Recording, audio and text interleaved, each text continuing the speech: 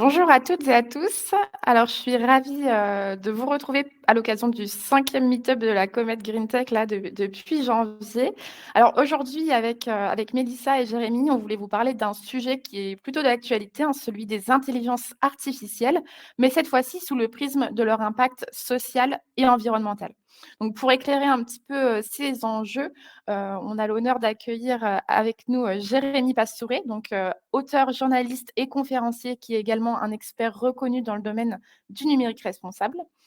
Donc Jérémy, je vais te laisser la main. Donc n'hésitez pas tout au long du meet-up, à nous parler sur le chat si jamais vous voulez réagir. Si vous avez des questions, il y a un onglet qui est prévu à cet effet et vous verrez aussi tout au long du meet-up, on va avoir quelques petits sondages, donc vous pourrez aussi, interagir avec nous comme ça. Jérémy, je te laisse la main pour ta présentation et je vous souhaite à toutes et à tous un très bon meet-up. Bonjour à tous, merci Marie-Hélène et Mélissa de m'avoir invité. Donc, je vous propose de commencer. J'espère que vous voyez bien l'écran et que vous m'entendez bien. Si ce n'est pas le cas, n'hésitez pas à le marquer dans le chat. Donc, je m'appelle Jérémy Pastouré, je suis développeur de formation.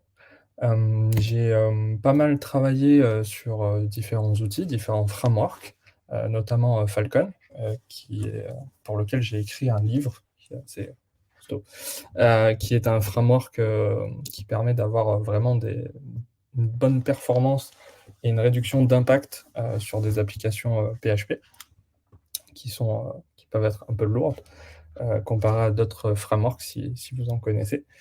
J'ai également écrit j'ai écrit différents articles pour le magazine Programmé, qui est un magazine pour les développeurs, sur le sujet de Falcon, sur l'éco-conception, sur des enjeux autour du numérique responsable.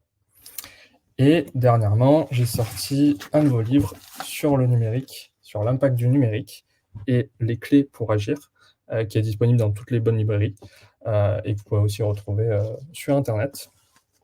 Voilà, vous avez la référence sur la présentation. Si vous le souhaitez, vous pouvez aussi aller sur notre site Les Innovateurs. Les Innovateurs, c'est un média sur le numérique responsable. On écrit 2 articles par semaine à peu près. On a trois piliers sur cette partie du numérique responsable. On a la partie sobriété, sur comment réduire nos impacts à travers l'usage, en réduisant nos usages sur différentes plateformes web, sur éviter de renouveler nos appareils mobiles, par exemple.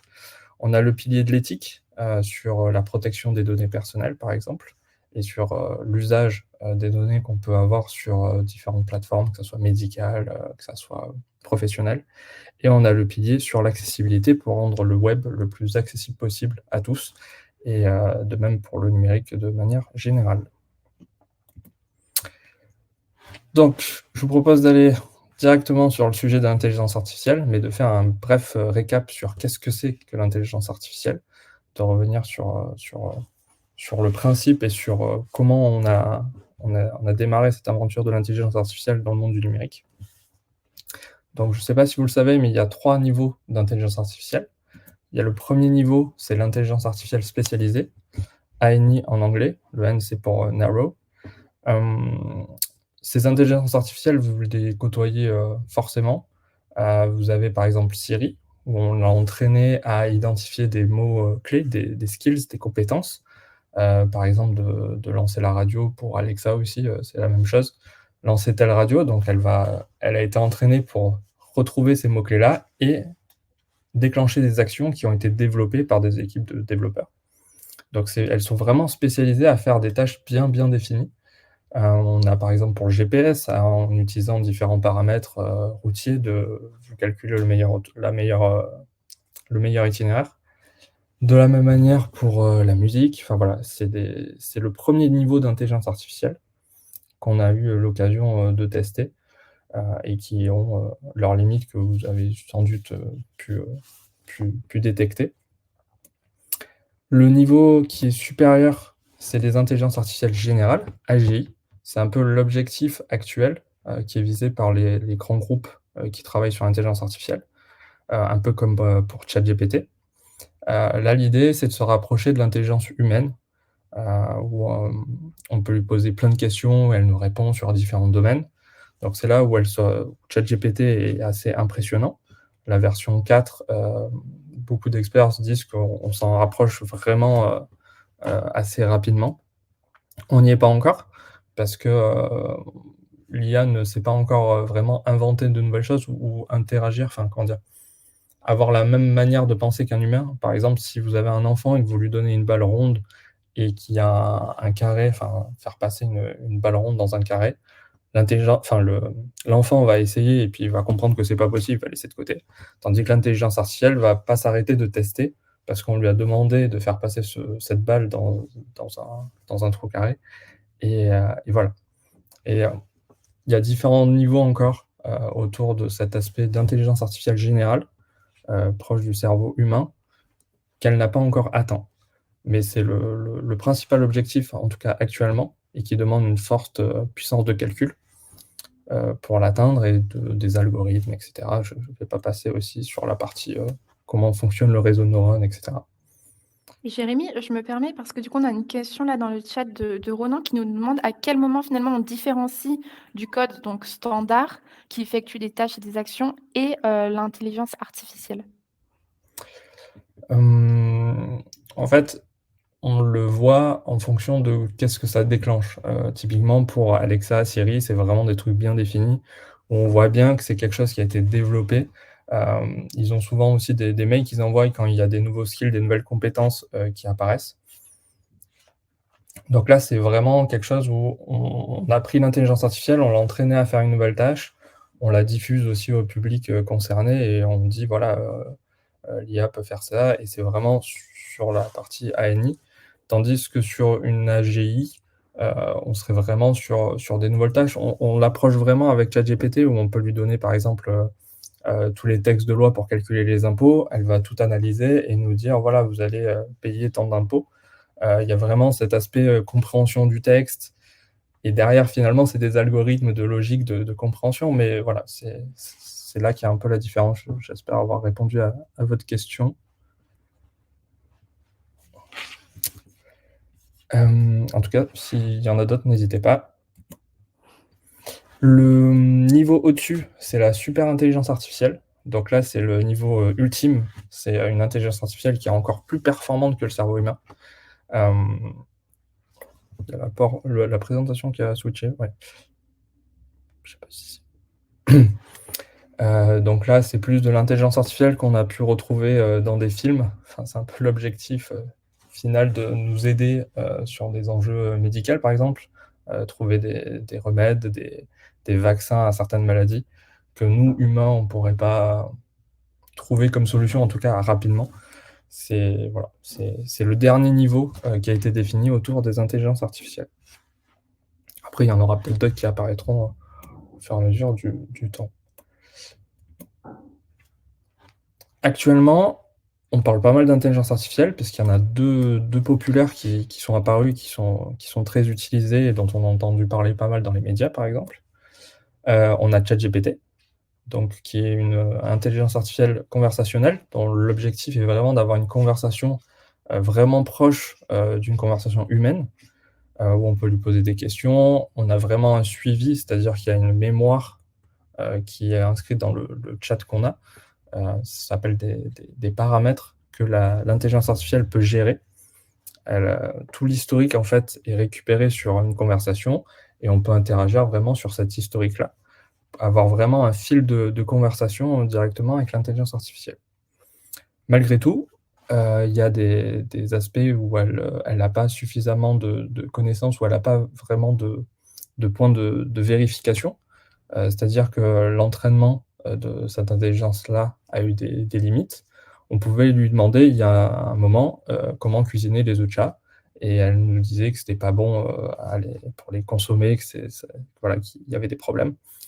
Tout ça pour dire que même si on lui donne beaucoup d'informations, elle peut faire des mauvaises associations. Donc ça, c'est un premier impact, identifiable sur les résultats fournis par une intelligence artificielle et sur le fait que, c'est pas forcément des bons résultats, tout le temps. même si elle s'améliore et que les versions qui sont succédées, les mises à jour qui ont été faites, maintenant cette question-là, vous n'allez pas avoir la même réponse et vous allez avoir une meilleure réponse en disant que les autres chats n'existent pas. Ensuite, on a les intelligences artificielles génératives qu'on a vu avec Midjourney. Donc là, sur de la génération d'images, où l'idée c'est qu'on tape une ligne décrivant l'image qu'on souhaite avoir, que ce soit une photo, un schéma, un dessin, etc. On l'envoie sur Discord, c'est par cette interface-là qu'on peut interagir avec cette intelligence artificielle-là, qui va prendre un petit peu de temps à la générer. On peut générer différentes variations, optimiser la résolution de l'image, voilà, et c'est sur tout un flux de conversation. Par contre, là, à la différence de ChatGPT, on ne peut pas converser avec cette intelligence artificielle-là. Il faut vraiment préciser ce qu'on veut dans l'image, mais on ne va pas pouvoir échanger en posant des questions jusqu'à obtenir une image.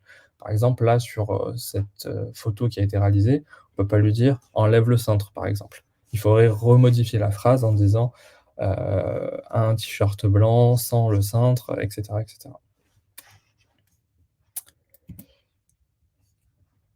Donc j'en ai un petit peu parlé. La première question qu'il faut se poser quand on parle d'impact, en termes de ressources, d'énergie, c'est au niveau de la création.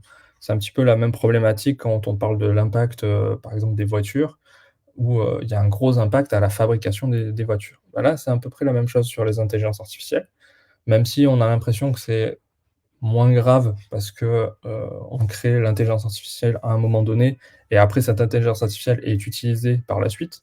Donc l'impact a été fait, on va dire une fois, mais il y a toujours des mises à jour, on l'alimente toujours, donc voilà, ça continue d'avoir de l'impact. Donc, une intelligence artificielle, pour qu'elle fonctionne, si on prend celle de ChatGPT, il faut lui fournir beaucoup, beaucoup, beaucoup d'informations. Que ça soit du texte, des livres, des articles, même du sous-titrage de vidéos. Voilà, les chercheurs de OpenAI lui ont donné énormément d'informations. Et ensuite, ils lui ont posé des questions et ils ont affiné en fonction de ses réponses. Ils lui ont indiqué quelles étaient les bonnes réponses, les mauvaises réponses. Et c'est comme ça qu'on arrive à avoir une intelligence artificielle comme on a aujourd'hui, avec une grosse base de connaissances. Et ensuite, on l'affine, on lui fait comprendre qu'est-ce qui est bon, qu'est-ce qui n'est pas bon. Et voilà. Donc, la première question que j'ai à vous donner et qui sera aussi dans le sondage, c'est à votre avis, quel est le volume de données qu'on a donné à ChatGPT 3.5? Donc, c'est la première version où tout le monde s'est mis à l'utiliser, enfin quasi tout le monde, au mois de novembre. C'est pas la version 4, la dernière version, pour entraîner ChatGPT. Normalement, vous l'avez dans le sondage, je vous laisse. Ouais, le sondage a été partagé. Du coup, là, on a quelques réponses. On a 4, on va attendre un petit peu. Donc, c'est en termes de mots. Après, je vous ferai un peu plus d'autres équivalents. Alors là, il y a une tendance de 67 qui donne la plus grande réponse, du coup. OK. Ouais, 65. Pour l'instant, on a 20 votes et c'est plutôt 65 qui pensent ça. OK. Alors, je vais continuer. Donc, oui, c'était 300 milliards de mots. Donc, Oui. vraiment un gros large volume de données. Ça représente 45 téras de texte compressé. Alors, quand on dit 45 téras, ça nous parle peut-être pas trop. Mais de manière traditionnelle, dans nos ordinateurs, on est plus sur des disques durs de 2 téras, qui valent 63 € et qui ont un peu cette forme-là sur les PC fixes, les tours. Sur ces 45 téras de données qu'ils ont récupérées sur internet, enfin, qui ont eu vraiment différentes sources, vous pouvez même retrouver les fichiers sur internet. Mais déjà, juste 45 téras, il faut imaginer que pour l'avoir sur son ordinateur, il faut avoir vraiment plein de disques durs sur sa machine pour pouvoir juste décompresser, enfin, même pas décompresser, juste avoir le fichier. Ensuite, sur ces 45 téras, ils ont supprimé tous les doublons de texte et de contenu, et ils ont obtenu 570 gigas. Donc il y a encore des ordinateurs qui ont des petits disques durs et qui sont plus autour de 500 gigas qui peuvent même pas l'ouvrir. et donc ça fait 300 milliards de mots. Je vous ai mis la source, des informations, enfin de ces chiffres-là. Si vous voulez aller voir, sur un article des innovateurs où on vous met ensuite les autres sources anglaises, mais vous avez tout le détail dedans. Normalement, dans le chat, on a dû vous ajouter la source. Si c'est pas le cas, je vous le rajouterai après. Ensuite, la seconde question, c'est autour de l'impact. Donc, il faut vous imaginer tout ce volume de données-là, le faire entraîner par l'IA, donc c'est-à-dire lui poser des questions et voilà, la complimenter quand elle donne des bonnes réponses et la punir, c'est un peu les termes, quand il y a des erreurs, pour vraiment affiner son apprentissage. Et donc, quel est son impact en équivalent CO2? Donc normalement, il y a le nouveau sondage qui Alors, doit est-ce que apparaître. Mélissa, tu peux, mettre le sondage? Comme ça, tout le monde pourra y répondre.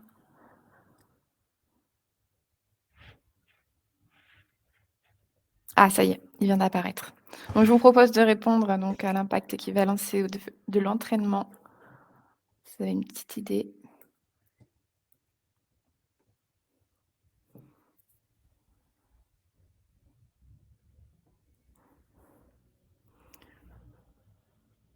Donc là, on a une petite tendance sur le 500 kilogrammes équivalent CO2, OK, à ex aequo avec 500 tonnes. OK, C'est partagé entre les 2, on a du 40-40. OK. On a combien de votes? On a 18 votes et là, il y OK. a 500 kilogrammes qui viennent de passer au-dessus. Ah, OK. Bon, alors je vais vous donner la réponse, sauf s'il y en a encore. Non, c'est bon. Non, là, ça a l'air de stagner. Un premier élément de réponse, juste pour, se mettre un peu en tête. Donc New York-San Francisco, essayez de garder un petit peu à quoi ça ressemble en termes de trajet, 46 heures en voiture. Voilà, donc ça fait 550 allers-retours New York-San Francisco, donc il faut imaginer.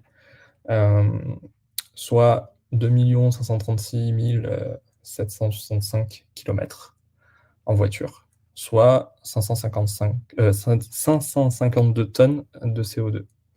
Donc ce qui est assez, impressionnant, pour entraîner et intégrer tout ce volume de données-là à une intelligence artificielle. Donc voilà, je me suis dit qu'en termes de kilomètres, c'était le plus facile de se représenter, même si encore une fois, se dire, 550 fois, ce trajet-là, c'est assez impressionnant. Donc voilà, vous avez aussi les sources, sur les innovateurs, vous avez les différentes informations, et les estimations des différents chercheurs, qui ont fait ces calculs-là. Ensuite, je vais vous demander, quelle est, à votre avis, la quantité d'eau utilisée pour entraîner ChatGPT? Donc là, ça va être plutôt pour, refroidir les serveurs qui ont surchauffé pour faire tous ces calculs-là. Il n'y a pas de sondage, c'est en litres et je vous laisserai mettre des valeurs, dans le chat directement.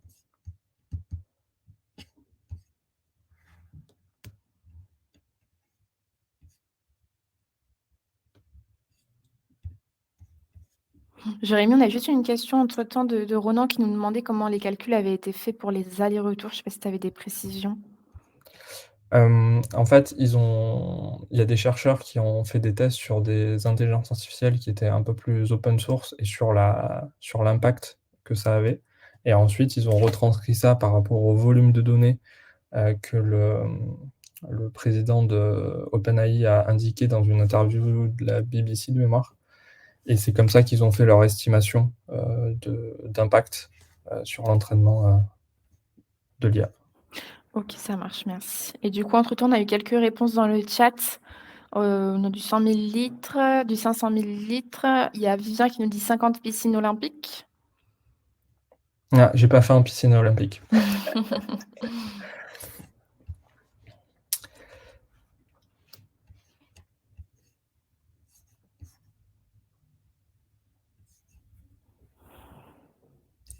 Pour l'écart d'erreur, je ne sais pas. Il faudrait regarder l'étude. Elle est assez bien détaillée, mais vous pourrez la retrouver directement, sur l'article présent en ligne. Emmanuel qui nous dit 700 000. Ah bah voilà. Donc voilà, 700 millilitres. A priori, c'est la quantité nécessaire pour éteindre un réacteur nucléaire. Donc pareil, vous avez, la source, si vous le souhaitez. Et donc moi, quand je pense à 700 millilitres, je pense plutôt à ça, sur les serveurs de Microsoft, pardon, dans lequel ils ont des articles de blog sur, vraiment l'infrastructure, sur comment ils gèrent, ChatGPT et sur comment ils font pour, faire baisser la température de tout leur data center et voilà, ils font bouillir, pas mal d'eau, pour faire tourner cette intelligence artificielle-là et sûrement d'autres, qui sont pas encore bien visibles, mais qui sont en train d'être créés de plus en plus par d'autres entreprises.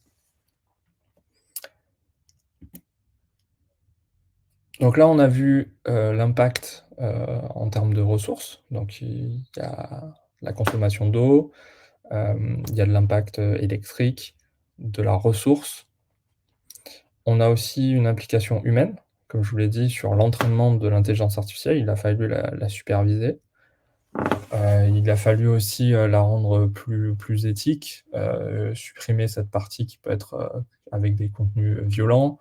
Hem Et donc ça a été un travail assez impressionnant et assez énorme, parce qu'avec tout ce volume de données qu'elle a ingéré, ben, il y a des choses qu'il fallait pas qu'elle, enfin des orientations qu'il fallait pas qu'elle prenne.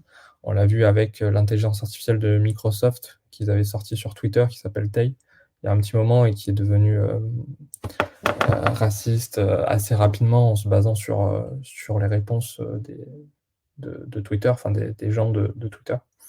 Donc il a fallu vraiment la contrôler, vérifier, en me posant plein de questions et hem et encore aujourd'hui, même quand on l'utilise, il y a une certaine supervision en fonction des mots, des questions qui sont posées. Vous avez dû avoir un petit message des fois, rouge qui indiquait que c'était peut-être un mauvais usage ou une mauvaise réponse de ChatGPT. Donc il y a encore des personnes qui contrôlent, ce que l'intelligence artificielle, produit. Et derrière tout ce travail-là, en fait, il y a des personnes qui ont été payées, 2 $ de l'heure, c'est une enquête du Time, hem, qui explique un petit peu les différents contrats qu'ils ont eus avec, des prestataires, externes pour, améliorer l'intelligence artificielle. Et voilà, entre le faible coût et tout le travail qui a été fourni et les impacts, de leur côté, ça a été assez compliqué et il y a aussi ça derrière quand on utilise ChatGPT. Il y a aussi un autre problématique avec l'entraînement, c'est, les biais. Les biais qu'on introduit dans les algorithmes, dans les IA, en fonction du dataset, enfin de la source de données qu'on transmet à une intelligence artificielle. Donc là, on a par exemple, une chercheuse, qui a voulu travailler sur des intelligences artificielles de reconnaissance faciale et quand elle a commencé à travailler, elle comprenait pas, son visage n'était pas reconnu, par l'intelligence artificielle qu'elle utilisait. Elle pensait que c'était un problème avec sa caméra, avec, mauvais usage de l'intelligence artificielle et puis à un moment donné, elle a mis un masque blanc et là, l'intelligence artificielle l'a reconnu.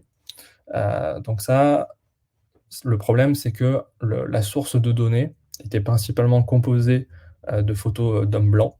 Il y avait moins de femmes, blanches aussi et encore moins de personnes, de différentes couleurs et donc c'est un des problèmes qui a été mis en avant, le problème de biais qu'on introduit dans les intelligences artificielles. Il y en a encore plein d'autres, qu'on voit un peu moins. Il y a par exemple, apparemment une intelligence artificielle, qui est utilisée en Espagne sur les, violences conjugales, qui en fonction des questions qui sont posées, vont indiquer si la personne est réellement en danger ou pas. Enfin voilà, il y a pas mal d'intelligences artificielles qui apparaissent et qui introduisent des biais, que ça soit conscient ou inconscient. C'est assez dur d'être, complètement objectif, sur, le contenu qu'on peut intégrer à une intelligence artificielle et comment on l'entraîne par la suite à travers les questions et les réponses qu'elle nous fournit et voilà, c'est vraiment un gros problème.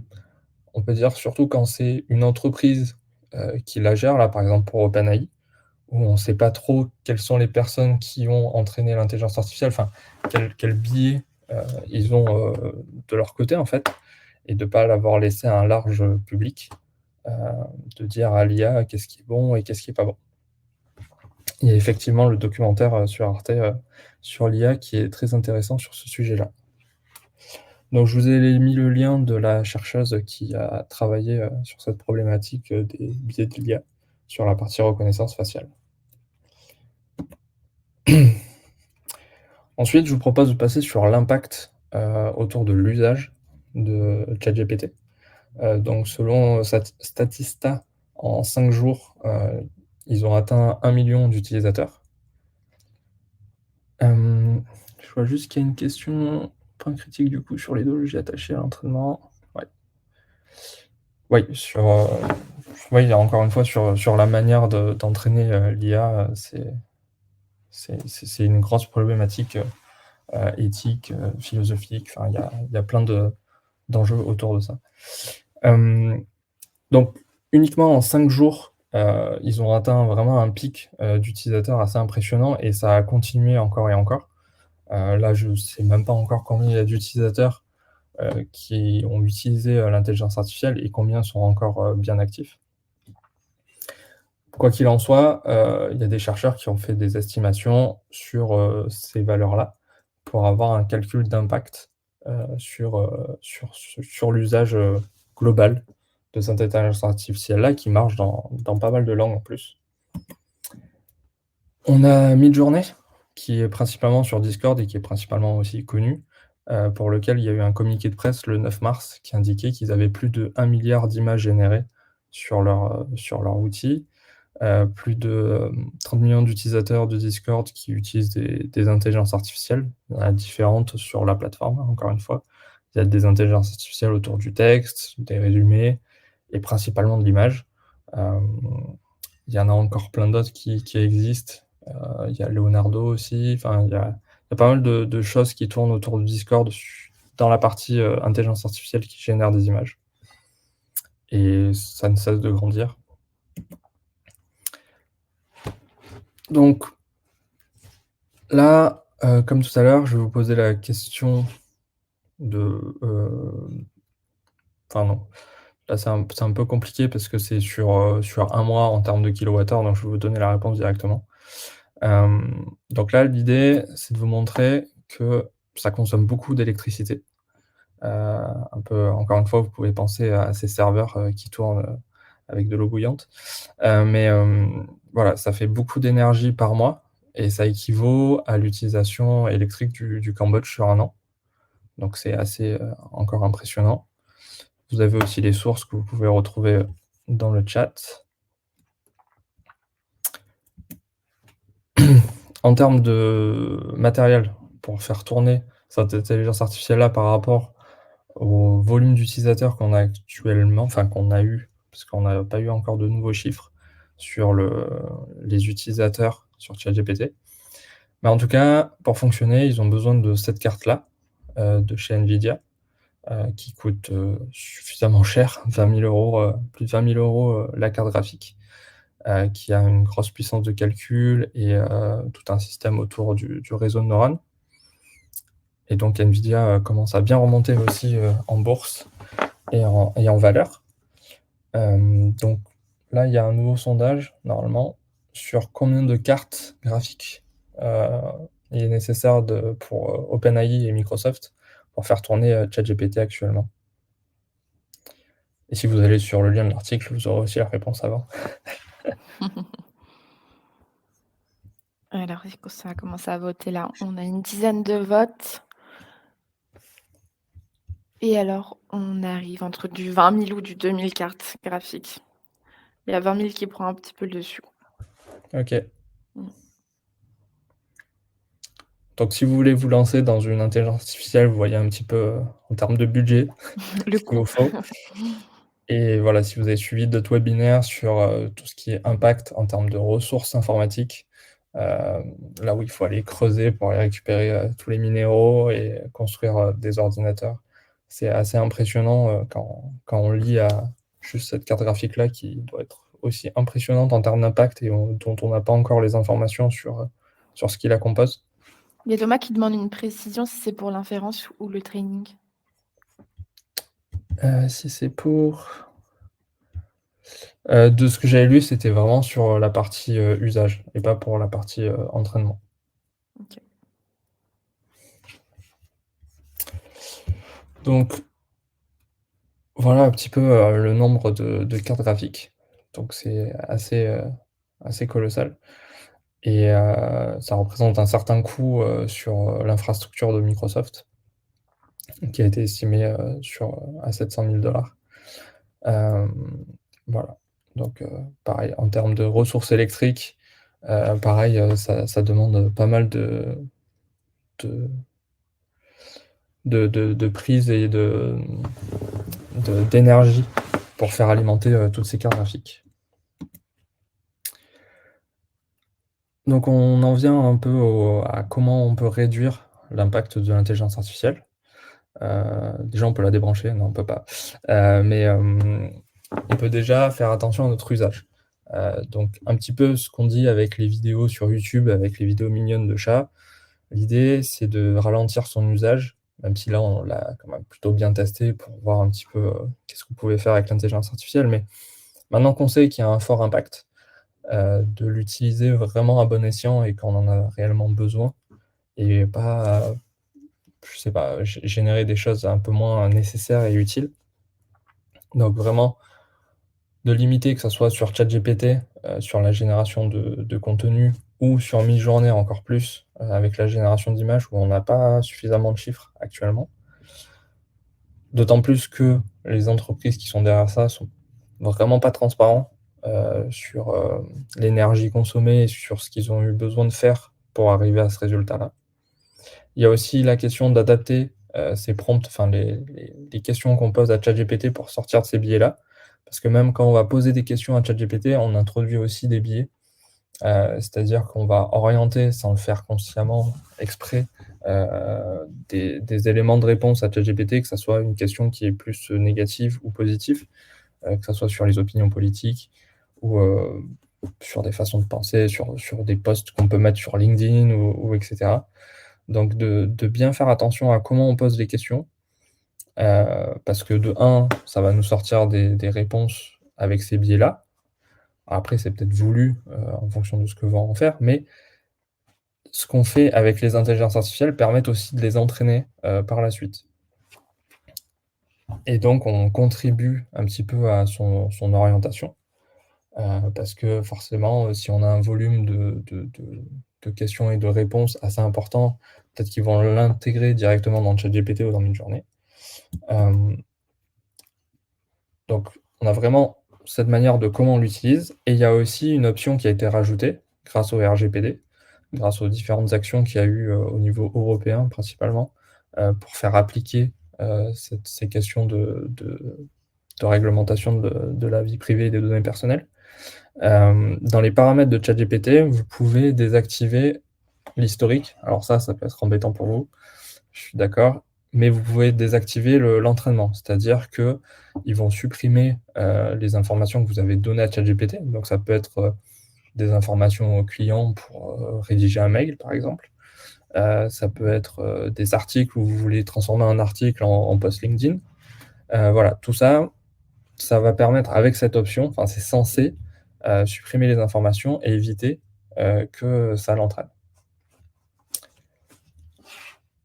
Vous pouvez bien entendu exporter vos données et supprimer, votre compte. Ça, c'est pareil, c'est l'application du RGPD, mais là, le principal, effet qu'on peut vraiment, faire pour limiter son impact, c'est vraiment de désactiver cette coche de l'historique, du chat et de l'entraînement, quitte à exporter, sa conversation à chaque fois qu'on utilise ChatGPT.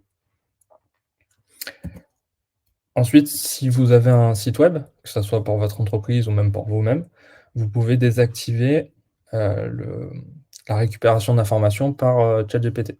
Donc là, c'est un fichier qui s'appelle robot.txt, qui, permet d'indiquer quels sont les robots que vous autorisez à parcourir votre site web. Vous pouvez dire, par exemple, à Google de ne pas parcourir votre site web. Ça peut être embêtant pour votre référencement, mais vous pouvez aussi bloquer, ChatGPT. C'est-à-dire que là, sur la version 4 de ChatGPT, vous avez des plugins où vous pouvez connecter à internet ChatGPT et récupérer des informations.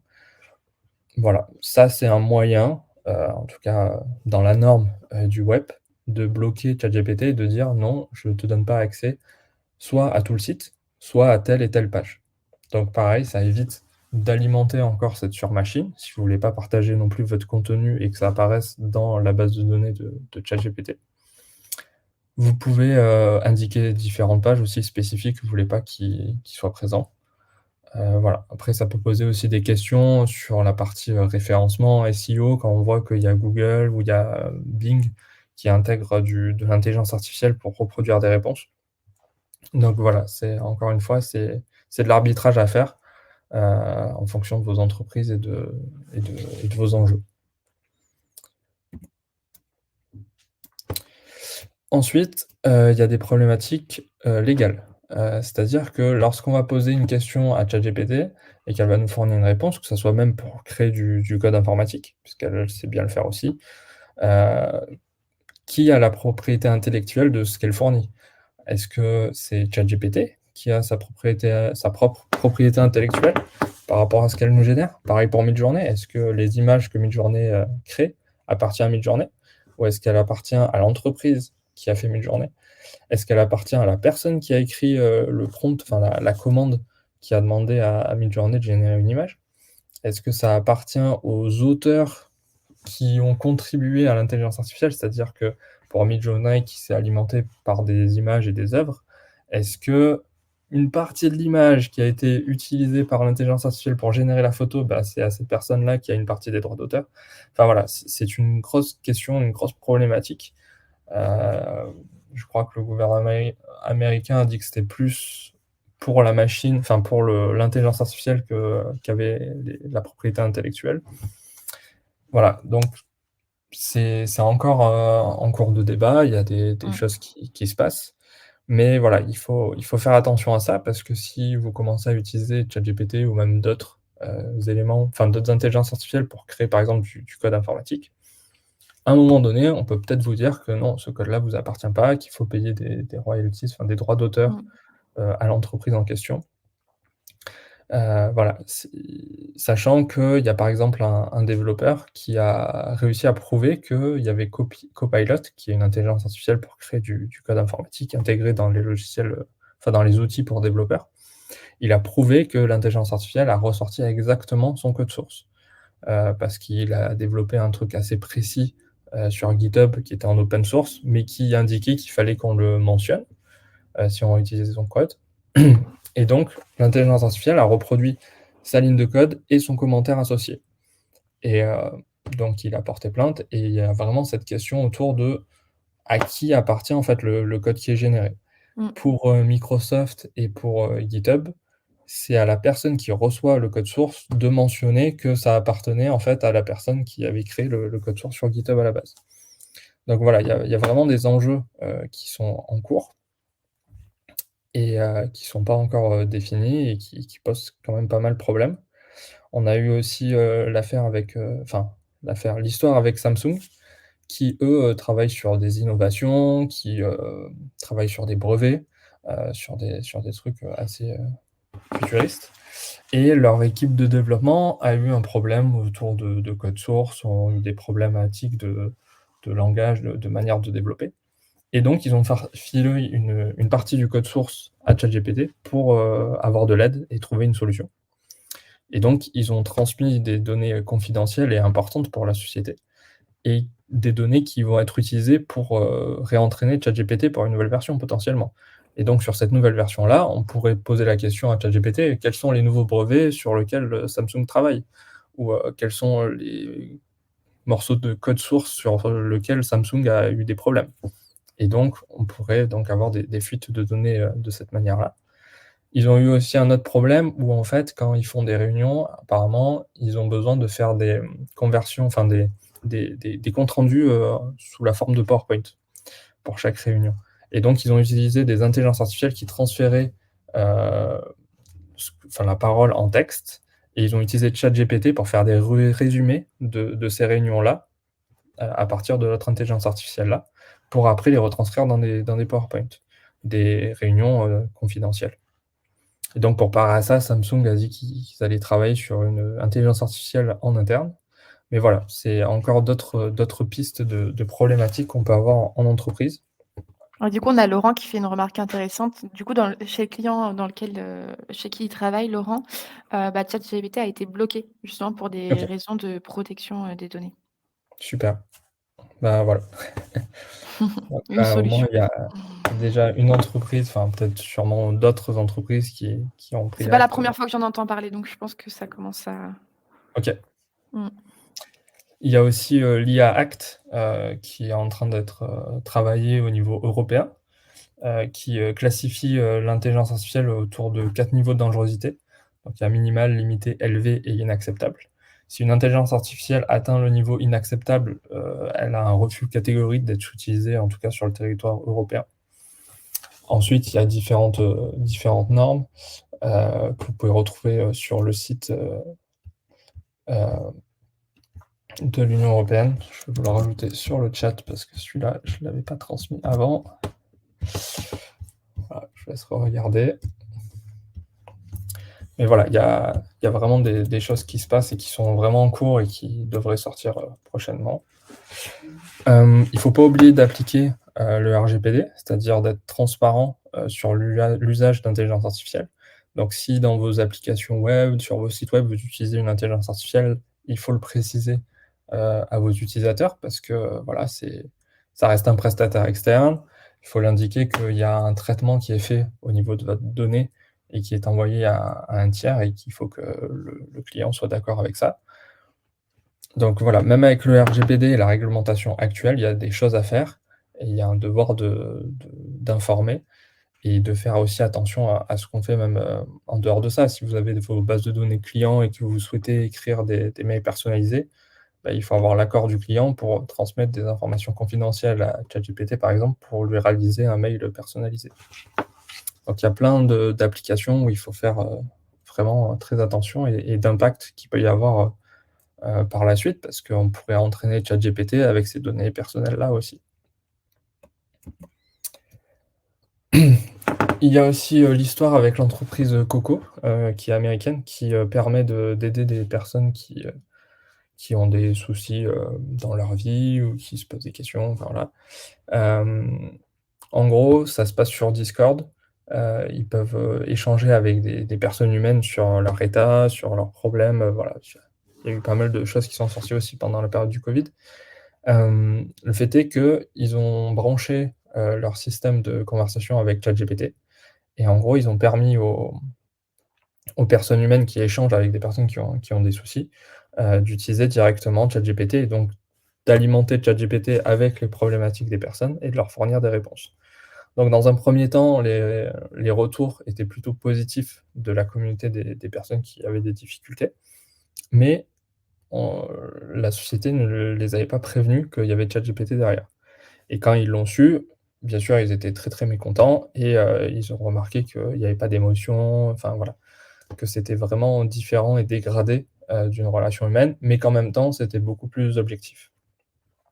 Tout ça pour dire que, encore une fois, il faut être vraiment transparent sur les usages et bien avertir les personnes quand vous utilisez enfin une intelligence artificielle, qui communique, avec eux.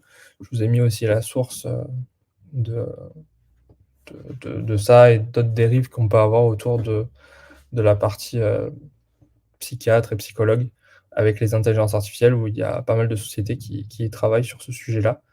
Voilà. En termes, d'accessibilité, ça c'est plutôt un impact qui peut être positif, autour de l'intelligence artificielle et de la reconnaissance, en termes d'environnement visuel et de reconnaissance vocale. Ça peut aider beaucoup de monde qui ont des difficultés, là-dedans et qui sont un peu délaissés, sur le numérique parce que voilà, il y a pas tout le monde qui s'occupe de ces enjeux-là. Mais pour autant, c'est pas, la solution à appliquer par défaut. C'est important de le faire, une fois pour toutes, enfin, de prendre l'habitude de le faire sur vos sites, vos applications, même sur vos posts LinkedIn. Il y a la partie, texte alternatif sur nos images. Mais et voilà et il faut pas utiliser forcément l'intelligence artificielle par défaut, parce que voilà, on peut lui demander plusieurs fois de faire le même traitement alors que nous, on peut le faire nous-mêmes directement et la réponse sera encore mieux et plus personnalisé. Mais en tout cas, c'est un avantage pour, ces personnes-là qui ont des problèmes d'accessibilité et qui ne trouvent pas de solution. Et je voulais aussi vous parler d'un autre élément sur, un peu ce qu'on disait sur la partie biais, qui peuvent être introduites par les grosses entreprises privées. Là, on a apparemment, il y a eu une note auprès de Google, qui pense que c'est l'open source qui va gagner par rapport au monde de l'intelligence artificielle.